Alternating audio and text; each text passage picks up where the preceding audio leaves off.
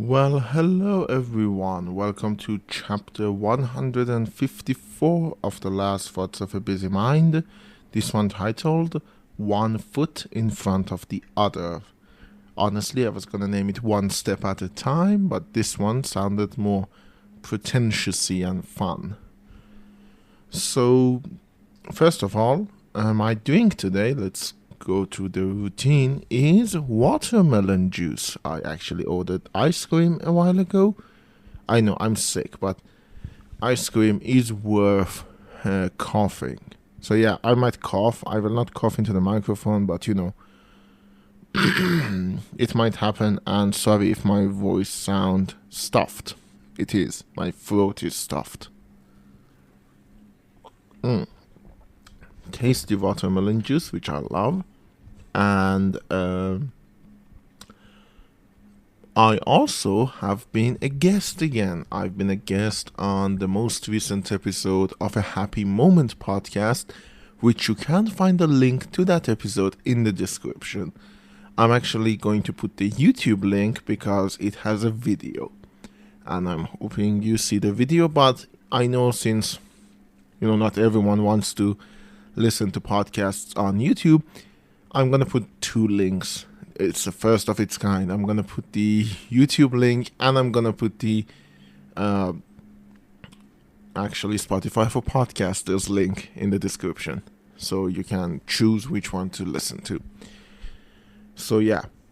The thing I want to talk about today is actually something that I believe ties into the last episode, but I've talked about it before.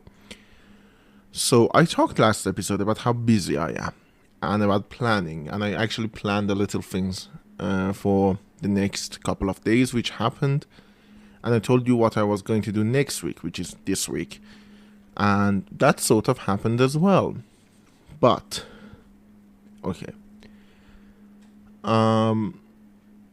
let me try to construct a narrative here, because I think that's the best way possible. For the past 5 months, starting late January of 2024, I have been depressed. It's massive. It's not an easy depression. It's a big depression. I am still functional, but it is not easy.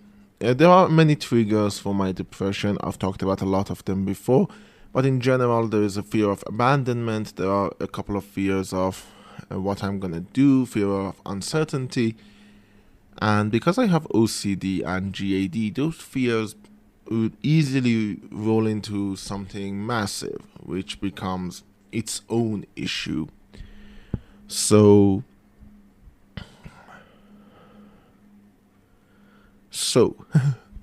I have been depressed for the past 5 months. Again, functionally depressed, but still depressed.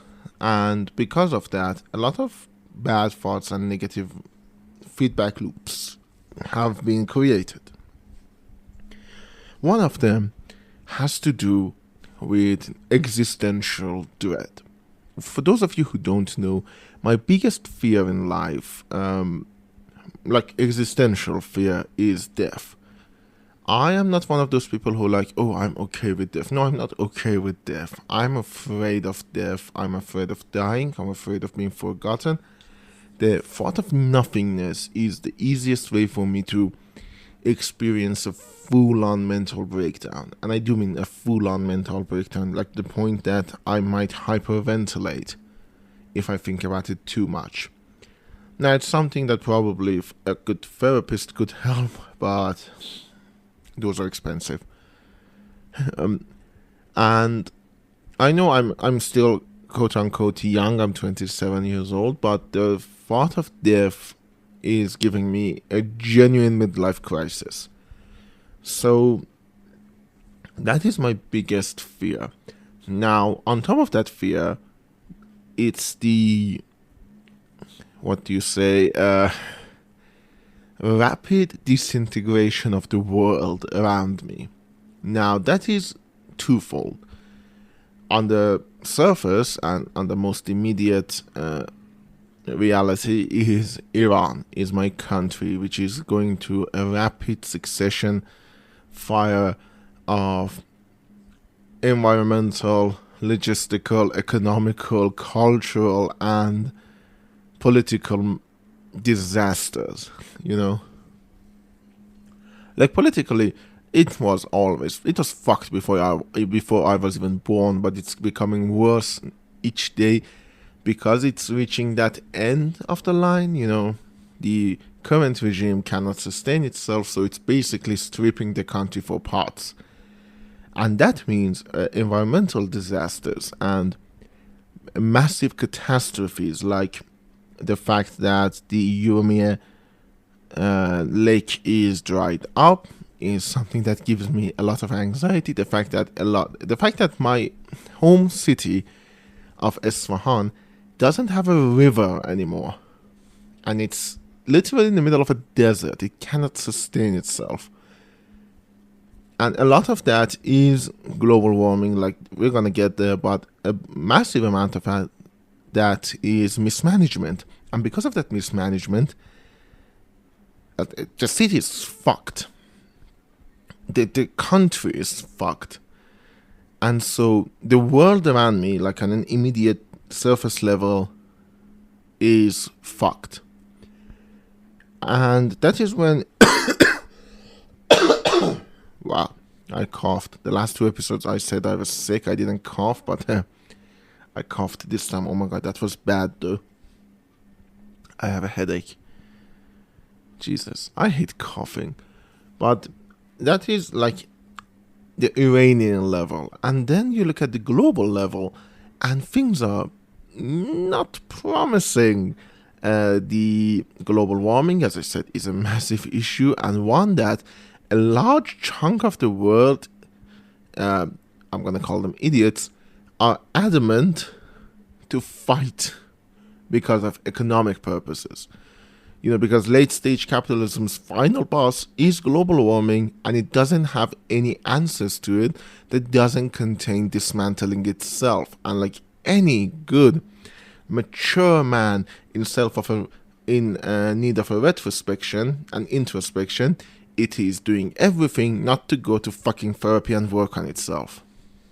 So, global warming is a massive issue. Late stage capitalism is a massive issue. The rise of far right is a massive issue, and that is on top of the fact that just division and a lot of fringes have become mainstream, and that is worrying to me. The fact that I'm going to bring it back to Iran. The fact that royalists who used to be a fringe are now a mainstream idea is frightening to me, because they are what we have to fascists. You know, they are. I'm not being hyperbolic or exaggerating. They are proto-fascists. Their ideals, like their nationalism, is toxic.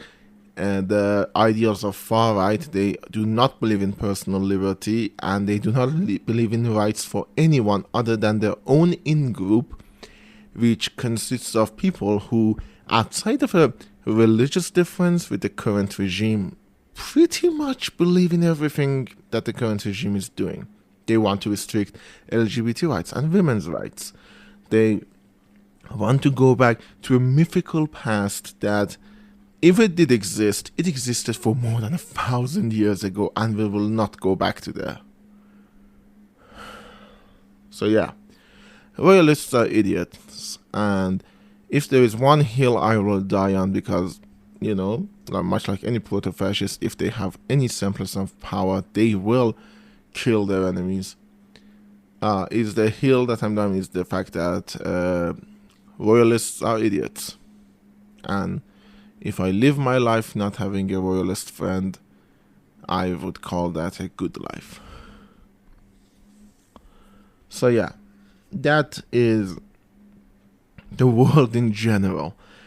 And on top of that, there is the existential dread that I talked about. I'm afraid of death, and depression is making me notice everything 10 times worse.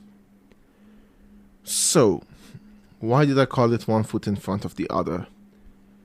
I can't plan. I can't, let's say it better, I can't daydream. There was a time that I was very much into daydreaming, and I had a lot of them. And what I would do if I could woodwork, what I would do if I could build my own house, what I had in idea for, a theoretical family, a theoretical life. And thinking about them, dreaming about them, planning them out in my head has become taxing. And I know a lot of people will probably look at that and say, well, you're finally being a realist, but I don't think it's realism. Because we need hope, we need daydream, we need to think that, when we get money, we're gonna buy Theory of Dracula first edition, because I have the third one. We need those stupid little daydreams, because genuinely, those are what makes you do stuff. Those are the motivators. Because when you don't have those little daydreams, those little hopes, what you have is a lack of motivation. And with a lack of motivation comes inaction. And with inaction comes degradation. And I don't mean that, in a humiliation kind of way, that kind of degrading. I mean mental and physical degradation. You don't know what to do anymore. And slowly and slowly and slowly, you start to cannibalize yourself, mentally and maybe physically, if you're like me. So I can't daydream anymore. And it's sad to me. Because, I had these ideas, what I'm going to do. And then I'm stuck with the reality that, for example, let's say something that actually brings me back to the second episode of this show, which was the parenting simulator. Let's imagine I daydream about having a family, about having a kid, marrying and having a family. Not marrying a kid, I meant marrying, having a kid, and having a family, in that order. Or, having a kid, then marrying the mother of that kid, and then having a family. That order is also fine. I'm not that big into, no children before wedding. Out of wedlock is a joke to me. Why am I saying this? Anyways, as I was saying, let's imagine I have that daydream. I plan out a wedding in my dreams, and then I have a kid, and maybe a second one, and then I daydream about what I'm gonna do. As a parent, I'm going to be better than my own parents, because that is ultimately why anyone will have a kid, is to be better than their own parents. Then, as I'm thinking that, a thought creeps up, like a snake. It creeps up behind this very cute image of me taking, for example, my daughter to school. And it's that, by the time you have a kid, global warming is going to be in a way that you probably won't see, she probably won't see snow. And that is in case that even if you can have a kid, because God knows with the way you're eating and the way UV radiations and a lot of other chemicals in the world are fucking it up, you might be sterile. And even if you're not, the economic state of the world might be so bad because a few rich assholes couldn't stop not being richer for a second, that sorry, I know I'm ranting, but I need to. That you might not even want to have a kid, because a kid would mean that you would be economically broke and you can't do anything. And that is on top of the fact that even if you're gonna have a family, even if you're gonna live long enough to have a family, because God knows the fear of death is uncertain, it can happen out of nowhere. I can literally die between recording this episode, which is, not on Friday, but it's early, and publishing it, which is going to happen, as I said, the new season is going to be published on Friday, 8 p.m. my time, but I might die between these two events. Not for anything. I have a tiny headache because of the cough. It might be an aneurysm. I don't know. I'm depressed and I have GAD. And please forgive me for thinking this way. I know this is not right. So I can't daydream like that anymore. But the last 5 minutes of the show, I want to actually spin it a little bit. I want to be a little bit hopeful and say that, yeah, I can't daydream. And that has created a massive lack of motivation. Don't get me wrong. I am unmotivated as hell. The fact that I'm even sitting right now recording this has required a lot of mental fortitude for me. Something that just a couple of years ago, in 2022, I would have done easily. Like, I would have woken up at 2 a.m. and recorded this episode without even thinking. But right now, I need to have mental fortitude and plan out to do it. And that's actually what I want to talk about. I don't think I can daydream, at least right now, at least until I'm dealt with my depression. I've dealt with my depression. Which might be a long time, but you know. While that happens, the least I can do is put one foot in front of the other. And that is small time plans, tangible, time-slotted events. For example, this week, on Wednesday, I went and edited my movie. I now have the full rough cut of my movie, my short movie. So I have that. So the next event is organize a rough cut viewing party, and ask a member of the cast and crew to see the rough cut and give me feedback. Now that is a tangible thing that I can do. It's not a daydream one, but and it's very small, but it's what I need to do. Another thing, I need to go to a portal and get official documents to translate, an online portal. So that is another tangible thing that I need to do tomorrow. I need to go to my university and get some other documents that I need. So that is another tangible thing. So the idea I have is basically fake it until you make it. But I want to have these little tangible things, these little things I need to do. And I need to do them, They are not glamorous, they're not daydreamy. Like my daydreaming thing is, I'm going to make a YouTube video, and hopefully I will. But these tangible little things, I need to just plan. For example, tomorrow I know I need to record a movie rec, which is for my YouTube. And I need to put this episode to be published, and I probably do need to organize that viewing party. That is for tomorrow. And for Saturday, I'm going to have a meeting, and I will probably have to call my friend and say when are we going to go to the uni. So that's Saturday. And that's as far as I can go. God knows what will happen on Sunday. There are some long-term planned things that I need to deal with. Like this week, I need to make a katana out of foam. But those are more fluid. Because the greatest thing about depression and lack of motivation and a lack of daydreaming is that it will rot your soul.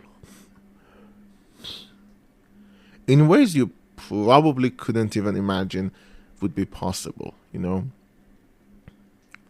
We need these. And we need to think about the future. We need to dream about the future. We need to look at a desk that we see someone build online and say, if I know how to woodwork, I would make that desk. And then imagine that in a couple of years, you're going to learn woodworking and actually build that desk. Speaking of desk, I need to call the person who built my desk, which is actually a commercial one, but they do have customer support, to come and straighten it because it has a massive fucking sag in front of it. Jesus, it's basically I can see the bow. I'm looking at it right now. So yeah. Do like, comment, and subscribe and all of that, and I will see you all next week.